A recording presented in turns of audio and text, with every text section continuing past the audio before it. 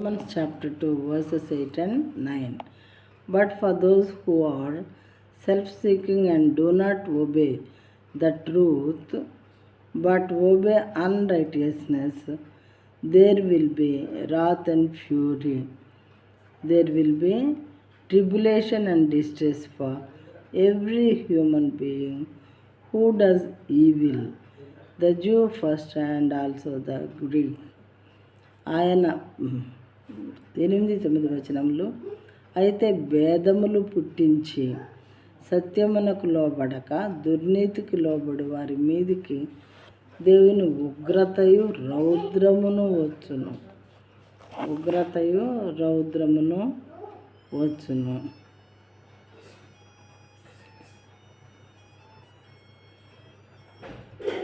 అయితే భేదములు పుట్టించి సత్యమునకు లోబడక, భేదములు పుట్టిస్తూ ఉంటారు కొంతమంది, మనిషికి లేదా జాతికి కులానికి మధ్య రకరకాలైనటువంటి మరి చాలా రకాల భేదములు పుట్టించేవారుగా ఉంటారు. వాళ్ళని గురించి కూడా వాక్యం చెప్తున్నది ఇక్కడ. ప్రియమైన వాళ్ళారా, జాగ్రత్తగా వినాలి. సత్యమునకు లోబడరు ఇలాంటి వాళ్ళు. సత్యమునకు సంబంధించిన విషయానికి అస్సలు లోబడరు. దుర్నీతికి లోబడివారుగా ఉంటారు. దుర్నీతి సకల రకాలైనటువంటి దుర్నీతికి లోబడతారు, కానీ సత్యానికి మాత్రం లోబడరంట. అలాంటి వారి మీదకి దేవుని ఉగ్రత రౌద్రము రెండు వస్తాయంట. దేవుని ఉగ్రతయు రౌద్రమును వచ్చును అని చాలా క్లియర్గా రోమన్స్ చాప్టర్ 2 వర్స్ 8 and 9లో చెప్పబడినది. ఇవి దేవుని మాటలు కాబట్టి ఖచ్చితంగా నెరవేరునవిగా ఉంటాయి. మరి ఆకాశము భూమి గతించినను నా మాటలు ఏమాత్రము గతించవని మరొక చోట దేవుని గ్రంథంలో దేవుడు చెప్పి ఉన్నారు. కాబట్టి ఆకాశం భూమి గతించడం అంటే చాలా పెద్ద విషయం, కనపడకుండా పోవటం అంటే.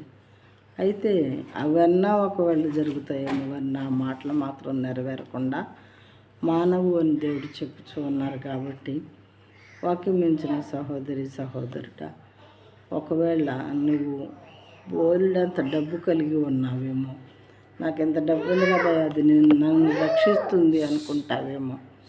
ఈ లోకంలో మాత్రమే అది నేను రక్షిస్తుంది, ఈ 60, 90, 80 సంవత్సరాలు మాత్రమే అది నేను రక్షించేది గాను, దాంతో నువ్వు రకరకాల కాని కార్యాలు చేయనవి గాను ఉండవచ్చు. కానీ ఒకసారి నీ కళ్ళు మూసుకొని పోయిన తర్వాత ఈ లోకంలో నీవు మరణించిన తర్వాత అసలైనటువంటి ప్రపంచం ఒకటి ఉందని తెలుస్తుంది.